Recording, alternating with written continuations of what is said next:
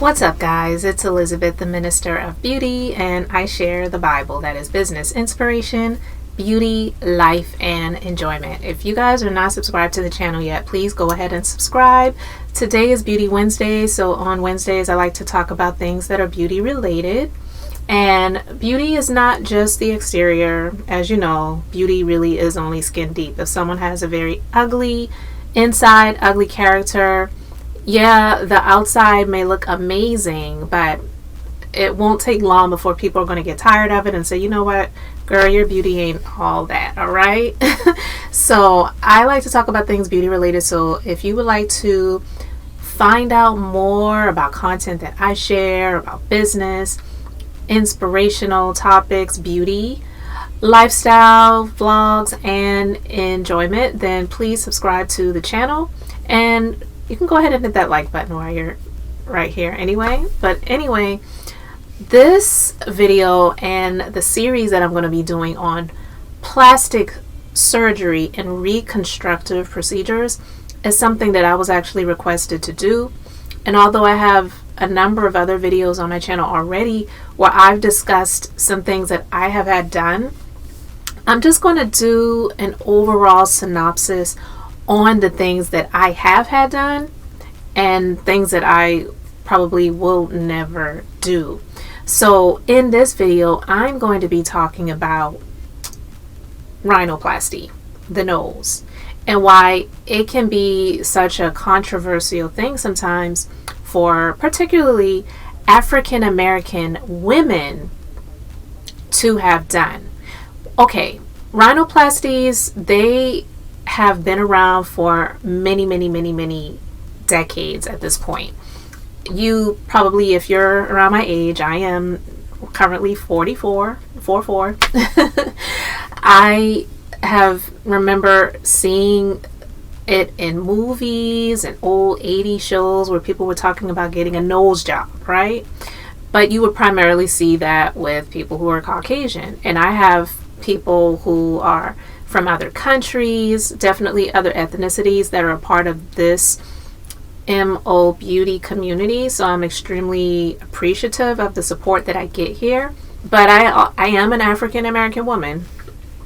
I am Black African American, and I also know that it can be a controversial thing when an African American woman gets their nose done.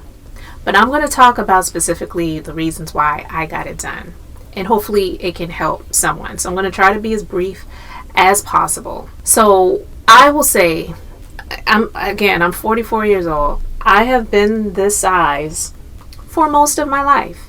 I've always been small. And I don't think that in the next 20 years that I'm going to gain another 100 or 200 pounds. I'm just saying that's just not my portion. I'm not hating on anyone that has had weight issues. I can understand what it's like to have an issue overall. I don't understand having issues with weight, obviously, but I understand what it's like to have issues in life. And sometimes our struggles are different. Weight gain is definitely not a struggle of mine, and I'm really grateful for that because I've had a lot of other struggles in my life, okay? So I'm grateful that that's not one of them. But I say that to say, I've always been a smaller frame person. I am slim like my dad, and I'm short like my mom. I inherited my dad's nose. And when you are a small, petite woman and your nose is honestly so large for the frame of your face, that's like the first thing you see. So I had a lot of extra cartilage, and honestly, it was something that I decided that I wanted to do. It wasn't something that I was pressured to do. I didn't feel bullied into getting it done. I did it as a full-grown adult. I did it when my son was actually already an adult. Well, a young adult, I should say. So it was something that I wanted to do for myself to feel more comfortable in my own skin and to feel like the nose that was on my face was not the first thing that I saw and the first thing that other people saw. So when you are a male and you have a larger nose, yeah, people may make comments about a guy having a big nose, but it's different when it is a larger nose on a smaller framed person when you are a female. It really is just different.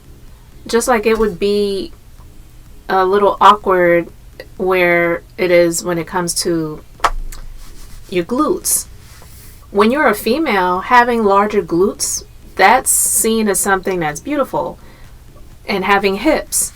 But when you are a man and you have hips and booty, it looks awkward. I don't know if you guys ever watched the show Girlfriends, but it was, I believe, the first season of Girlfriends. And it was a funny episode. But Joan, who the character Tracy Ellis Ross played, she was dating this guy, and he was really super sweet to her, but she couldn't get over the fact that he had big hips. And she was at his home, and she was searching around the house, and she looked under the bed, and she found a shaper, a body shaper. And when he came in the room and just, he saw that she discovered that under the bed, because she didn't know at first, he, looked at her and she held it up and she's like, "Whose is this?" And he said, "It's mine. I have hips." So he was wearing it to disguise his body, because it's an awkward thing for a man to have big hips and a big booty. Why booty, right? But for a female, you can get away with that. So for myself, being a smaller framed female that had a larger nose on my small face and head, even though some people might say, "Girl, you got a big head," I really don't. Honestly, I can't tell you how many hats I've had where they like come down to my eyes, because I don't have a big head. I really don't. I just wanted to do something that was going to be more fitting for my face, and it wasn't the first thing that people saw, because it is amazing how many people, when I was younger and I was maybe thinking, and they thought I was going to grow into this nose, that said that I looked just like my dad. But after I got my reconstruction done, people said I definitely looked like my mom.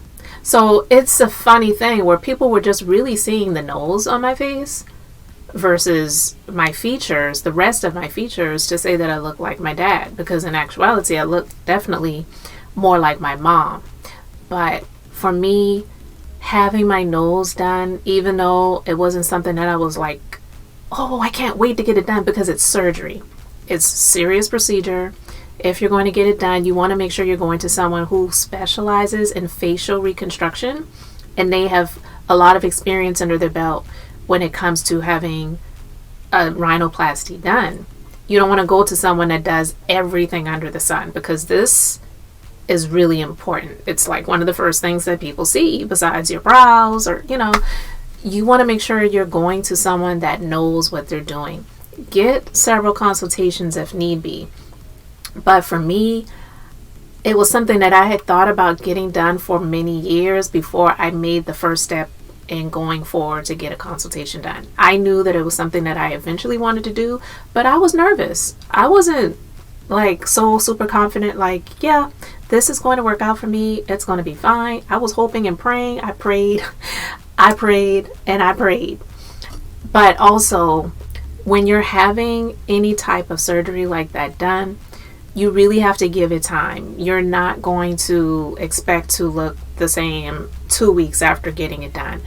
In all honesty, I would say it took a few months for me to really start feeling like myself again. And really, it was about a year before I even felt like people would look at me and not tell that I had something done, because I didn't go around screaming it off the rooftop saying, "I'm going to have my nose done." Like, no, I got it done.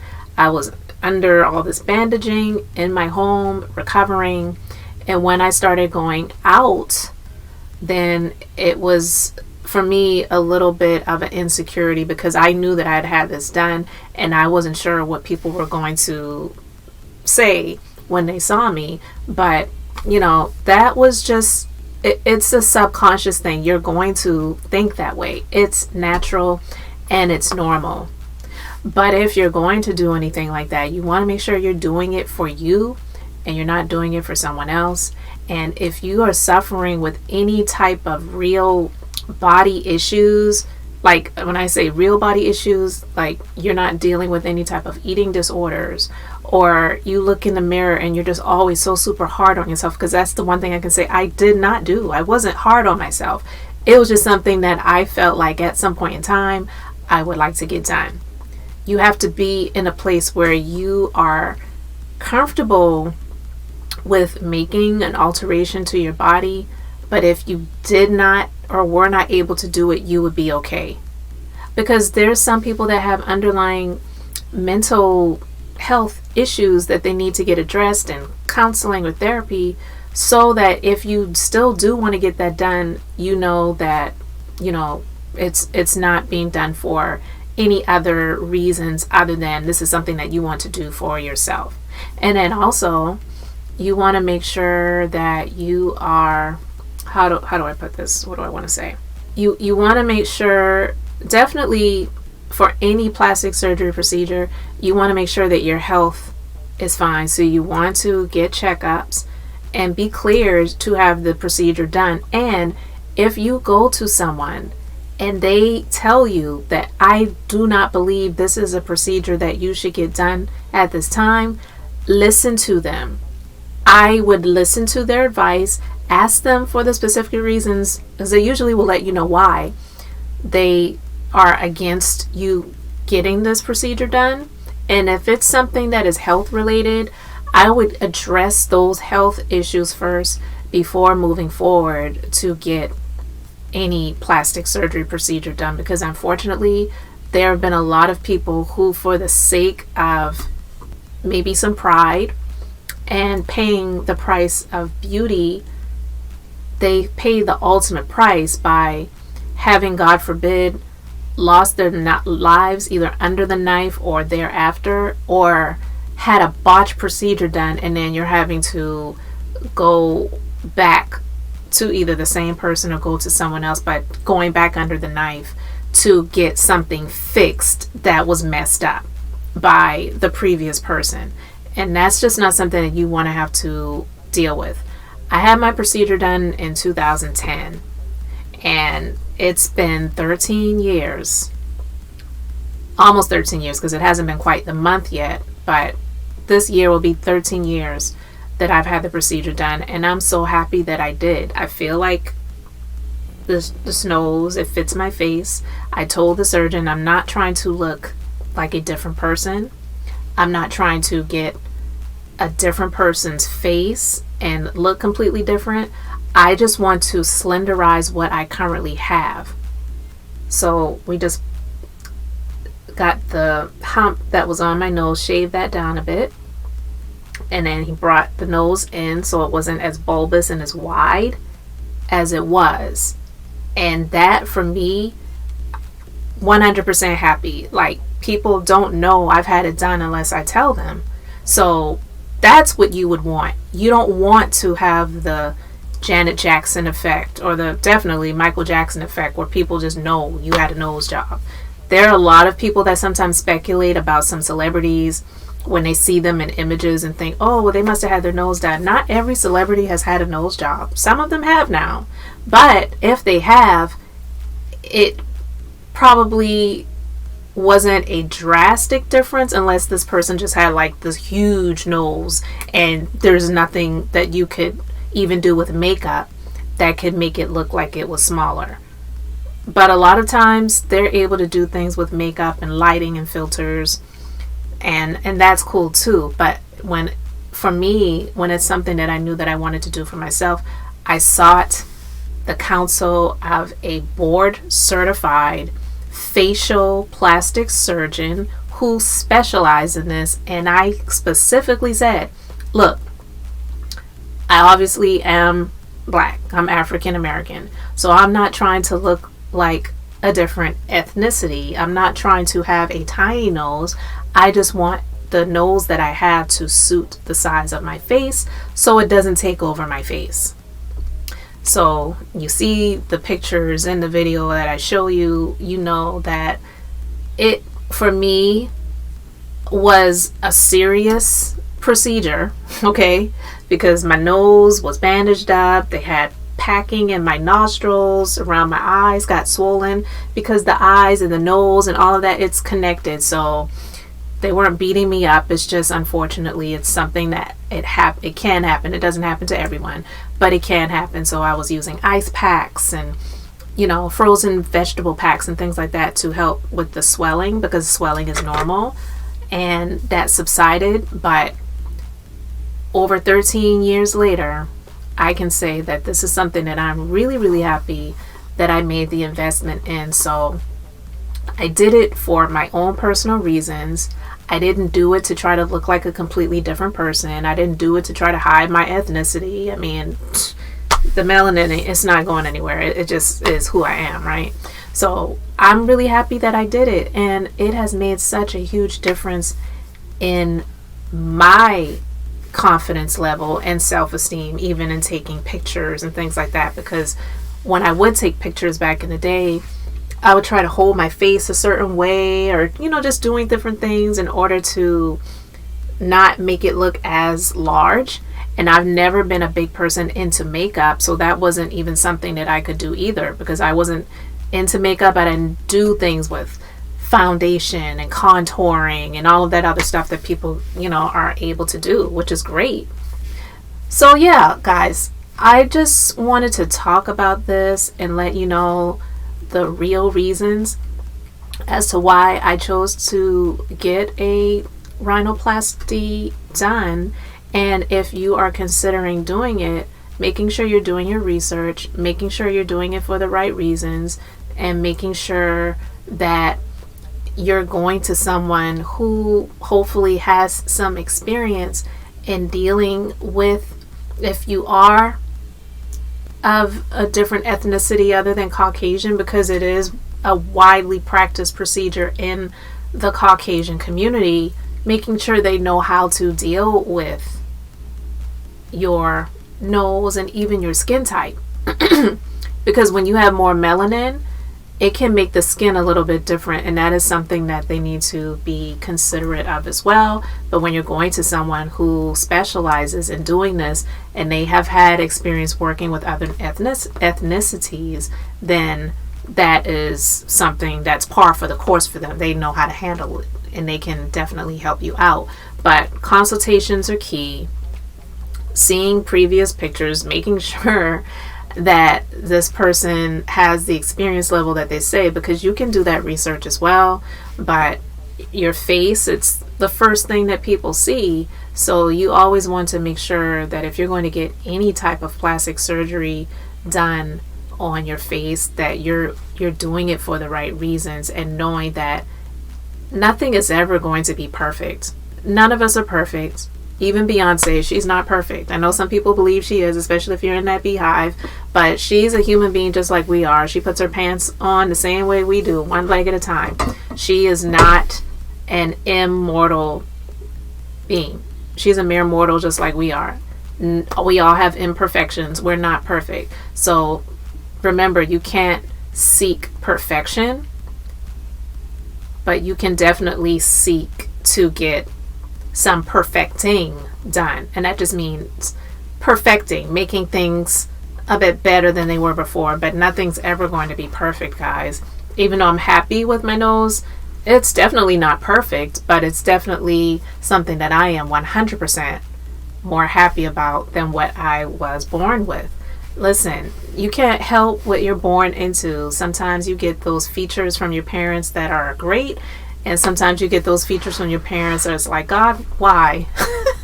Why?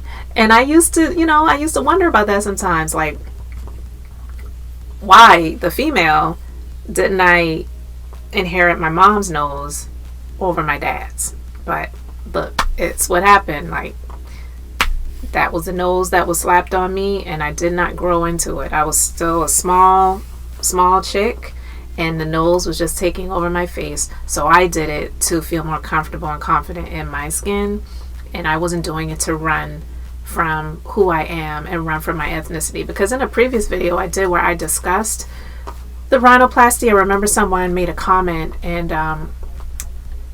I can't remember exactly what they said, but the person was trying to counter me to say, well, I hate to disagree with you, but you actually are not happy with who you are and blah, blah, blah. And it's like, how are you going to tell somebody else that they're not happy with who they are?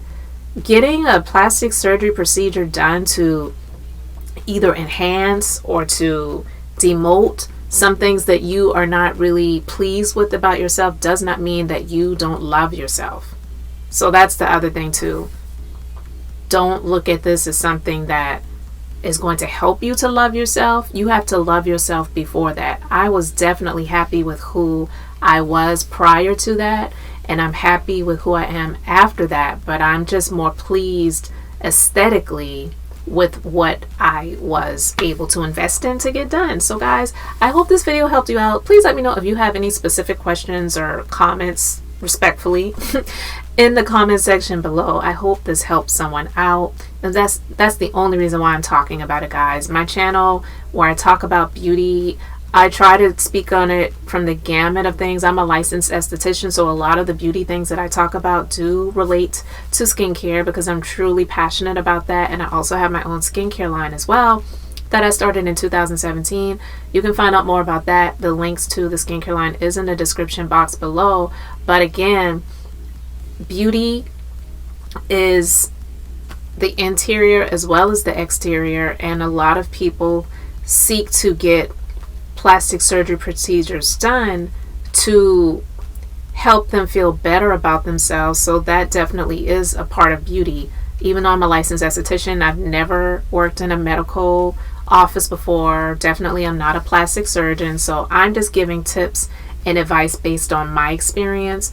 Always seek guidance and support and counseling, as well as of course consultations, to make sure that you're doing the right thing.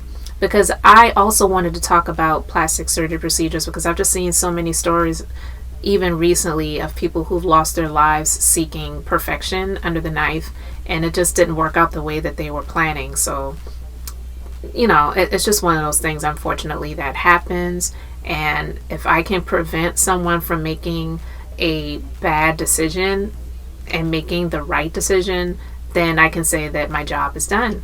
So guys, thank you so much for watching this video. Thank you for subscribing to the channel if you have not already done so, and hitting that like button.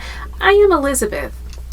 I'm the Minister of Beauty, and I share the Bible, that is business, inspiration, beauty, life, and enjoyment. So until the next time, I hope and pray you all have an amazingly blessed and beautiful day.